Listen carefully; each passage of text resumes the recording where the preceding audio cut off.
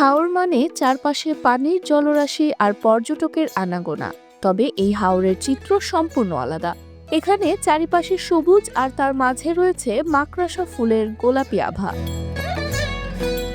বসন্ত আসার আগে প্রকৃতির আপন খেয়ালে রঙিন হয়ে উঠেছে বিস্তীর্ণ এই হাওর।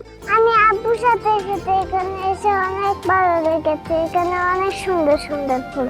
এই অপরূপ দৃশ্য চোখে পড়ে কিশোরগঞ্জ জেলার করিমগঞ্জ উপজেলার বড় হাওরে। এই মাকড়সা ফুলকে স্থানীয়ভাবে হুড়হুড়ে ফুল বলা হলেও এর বৈজ্ঞানিক নাম ক্লিওম হাসলারিয়ানা। এটি মূলত দক্ষিণ আমেরিকার উদ্ভিদ হলেও বাংলাদেশের হাওড়া অঞ্চল নদীর চর, খালপাড় ও সেতে জমিতে স্বাভাবিকভাবেই জন্মে।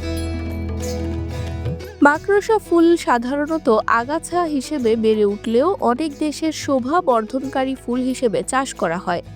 বর্ষার পানির নিচে থাকলেও শুষ্ক মৌসুমে নতুন করে গজে ওঠে এই ফুল।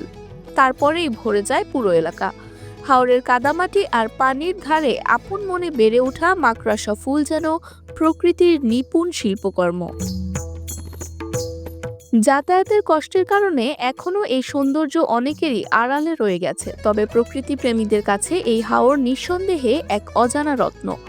বসন্তের আগেই ফুটে ওঠা মাকড়সা ফুল হাওরের প্রকৃতিকে সাজিয়েছেন নতুন রূপে।